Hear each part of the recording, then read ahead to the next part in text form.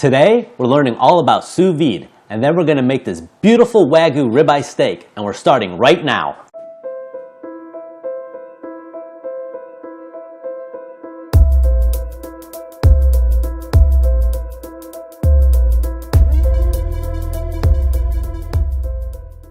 So what is sous vide?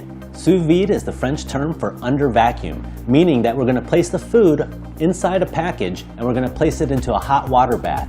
This hot water bath is set to a precise temperature and the water is constantly circulating. This ensures that we're never going to overcook what we're trying to do.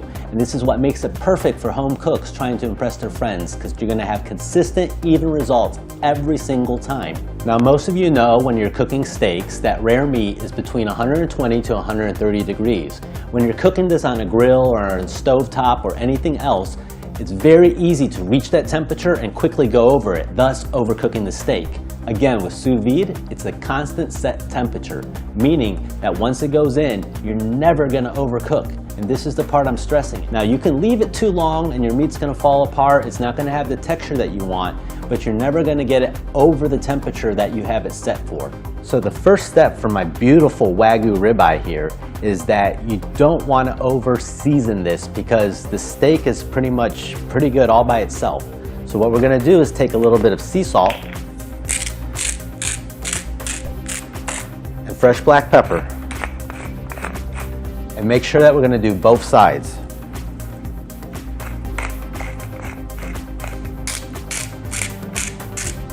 We're going to place some rosemary on top, a little bit of thyme for our aromatics. Then we're going to take a Ziploc bag. We're going to place our steak in the bag. I'm going to add a little more aromatics in the bag. And I'm going to partially seal the bag, leaving just a little bit empty space here. And you're going to place the bag of meat in the water and you're going to submerge it, pushing out all the oxygen in the bag.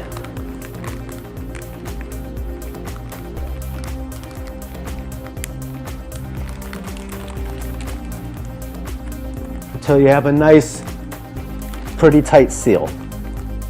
I then set the temperature on my sous vide. I'm setting it for 135 degrees, the upper end of medium rare. And then once the sous vide comes to temp, we're just going to simply place the package into the water, making sure it's fully submerged. And we're going to let that cook for about 2 hours. All right, and we're back. Now it has been 2 hours and our steak is looking beautifully cooked. It's going to be looking a little funny now because we cooked it in a water bath, so it doesn't have that beautiful browning yet or anything, but we're going to take care of that. Now, in the meantime, we're going to get a large skillet and we're going to heat it up on the stove. We want to get it nice and hot because the next step is going to be searing the steak. By searing it, we're going to lock in and give it that nice, crispy, caramelized crust on there.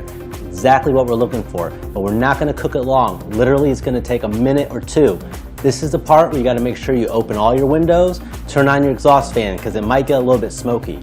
Alternatively, you can use a torch to get your sear. However, in this case, I'm going to do it in the pan. You want to set your pan to a high temperature, throw in some butter. I like to throw a little garlic and aromatics, and then I place my steak into the pan to sear.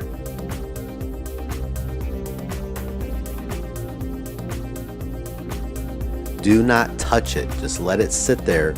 Once the pan naturally releases it, it's ready to flip over, and look at that beautiful color. Once both sides are seared, I remove the steak and I set it on a plate to let it rest for a few minutes. So now we completed our beautiful sear. Let's see how it turned out.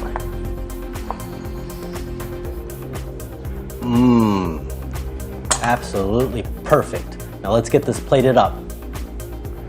Now I decided to plate up with some of my creamy garlic mashed potatoes and some roasted Brussels sprouts with pancetta. Now follow me if you want those recipes as well. Now let's see if it's as good as it looks.